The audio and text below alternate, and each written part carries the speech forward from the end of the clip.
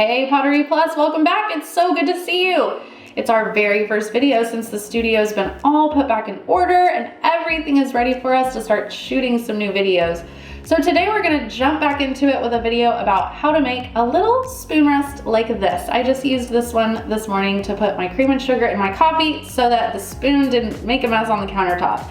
So this is a really nice thing to make for people for gifts or just for low price point items to have if you're doing any sales. So let's go ahead and go get started.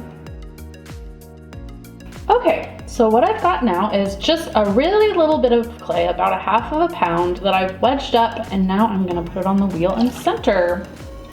If you already know how to do this part, feel free to jump a little forward if you need.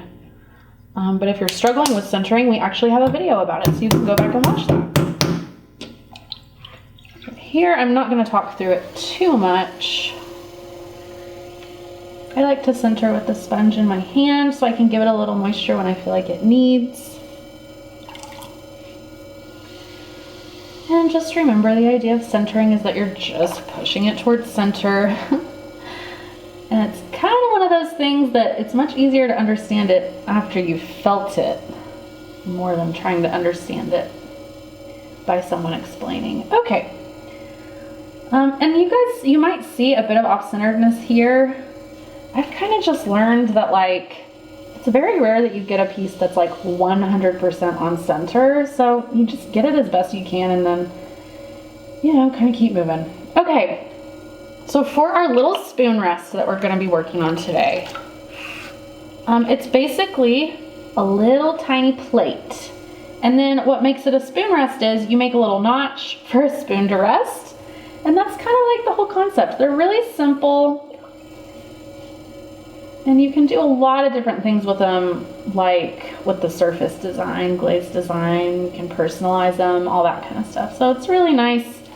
Again, these make a really nice gift or a low price point item for sales. They're simple to make, they're quick to make. Okay, I'll quit talking about it, I'm gonna do it. So I've centered, but I'm gonna kind of keep using centering movements to center this low and wide, because that's how we center a plate. And again, a spoon rest is just kind of like a small plate to begin with. Those are kind of its building blocks. So I'm just kind of pushing from down in the center and then out to spread out my clay. But I'm not really forming that plate shape quite yet. I'm just getting it centered to where it needs to be to begin to make the plate. Because remember, friends, when you're centering, you always want to center towards the shape that you're going to ask the clay to go into. So if you're making something, let's say tall and narrow, a vase, you want to center tall and narrow. And since I'm making a low wide piece, that's how I need to center. Okay, so I'm going to open it in the middle, but just barely. And really, you guys, I'm doing mine as I'm calling it a plate shape, but you could also do this as a very shallow bowl. This is one of those things where you don't have to be really, really technical. Well, that's my opinion. Oh, someone's at the door. Okay, sorry guys, we had someone at the doorbell. Okay, getting back into it. So what I was saying is you can throw this as a really small plate or a really small shallow bowl. Either way is fine, but I'm kind of treating it this time as a little plate. So I'm kind of just trying to move some material from the inside out into where I might want some material to make a little tiny rim. And again, this is a very small version, but just treating it generally kind of as I would a plate. Starting by making that nice flat bottom. And remember, anytime you're making something flat on the bottom, you want to do a lot of compression throughout the process.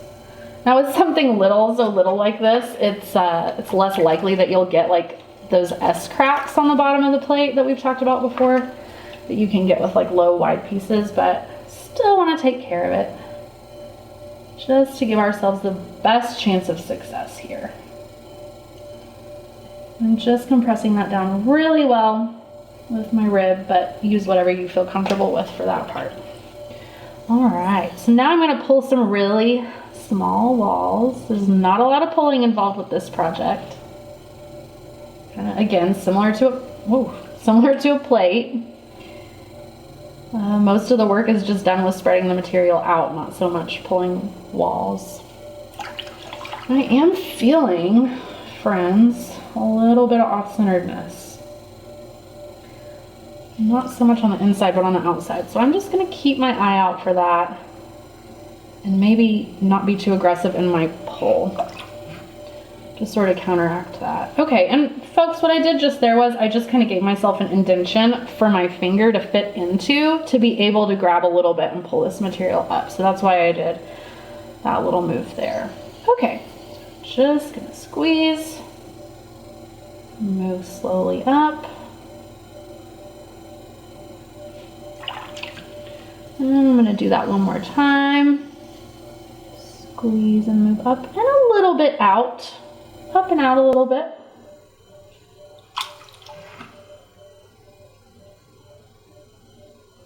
And I can feel that there's a little air bubble or something in the rim. But again, I'm just gonna kind of baby that along. I'm not gonna try to like get rid of it because I feel like that's gonna make it worse, not better. So I'm gonna work with it, not against it. Which I feel like is almost always a better way to handle little things like that. But okay, I'm gonna try to get under here and do one more little pull, and then I think we'll call it good. If you wanted to make a real big, flared out, dramatic one of these, of course you could. But yeah, we're kind of keeping it simple today. Okay. I'm just cleaning up a little bit here at the bottom. You know, we don't really want that lumped up part there in the bottom. It's not necessarily ideal. I'm just gonna get rid of that. Make sure my floor is nice and flush. And then from here, you guys, I'm just gonna show you like the basics of what would make this a spoon rest. But there are lots of variations that you could do in addition to these basics that I'm just going to quickly show you so that you kind of have a jumping off point. All right, so I'm just going to lean the rim out just a little bit more than what it is right now. Open it up a little bit.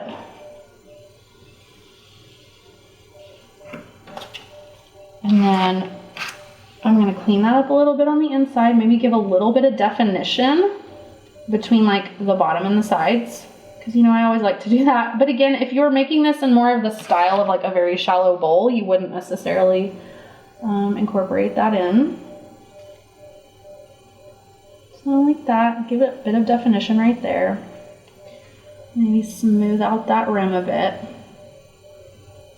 And then friends, what makes this a spoon rest, and this is so easy and simple to do and nice, is you pick part of the rim. Ooh, that is, that's looking a bit off-centered. So guys, instead of like trying to really correct that or even like start over and show you guys like a more perfect one, I'm actually gonna work with that and see what would be. So since this is a bit off-centered, you can see the rim. You can actually even see it when it's still. But what I'm gonna do is I'm gonna kind of flatten out or depress part of the rim to make where the spoon would rest. So I'm gonna try to sort of like strategize what part would help it to blend that off-centeredness to put that flattened out part there. And I think, okay, so it kind of is like I have more material here, and then it kind of is flat here, and then it sort of pops out again here. I don't know if you guys can see that, but I think if I put my spoon rest area sort of in the middle of that, it'll kind of hide it and maybe kind of blend it. So let's see.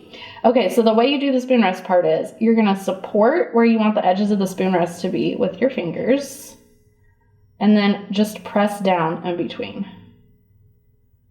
and make a part where like the handle of the spoon would rest easily. You can make this as dramatic as you want, but that's basically it. That's the spoon rest part of it. So if you have a little off-centeredness like that, maybe try to position the spoon rest part of it, or I guess I should say the handle rest part of it, to where it kind of hides it. Now, if you saw one that I showed in the intro, it had a fully scalloped edge. So someone had kind of done that all around the edge of it, sort of like this, maybe not pressing it down so far. But they had sort of made that irregular edge. So that's another way you can hide a bit of off-centeredness. But like I said, from here, trim it how you would like, decorate it how you want. There's a lot of fun surface designs that you can do with this. But that is the basics of the spoon rest. It's just a small plate or bowl with a little flattened out area for a handle to rest. And it'll catch all of that kitchen debris that's coming off of your spoon. Okay guys, I hope this was helpful. And it was so good to be back with you today. And we'll see you again in 2 weeks. Bye-bye, Pottery Plus.